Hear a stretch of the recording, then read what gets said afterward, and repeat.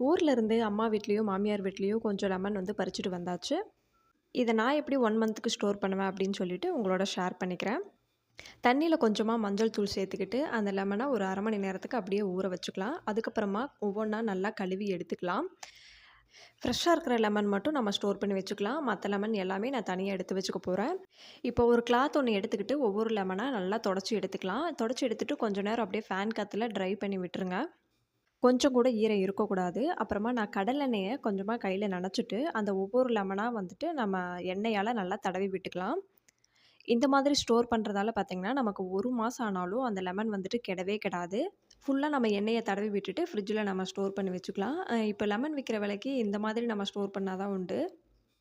எங்க ஊர்ல லெமன் ரூ. 15க்கு விக்கிறாங்க. உங்க ஊர்ல லெமன் என்ன விலைக்கு விக்கிறாங்கன்னு கீழ கமெண்ட் பண்ணுங்க. அப்படியே மறக்காம லைக் பண்ணிட்டு ஃபாலோ பண்ணிக்கோங்க. தேங்க்ஸ் ஃபார் வாட்சிங்.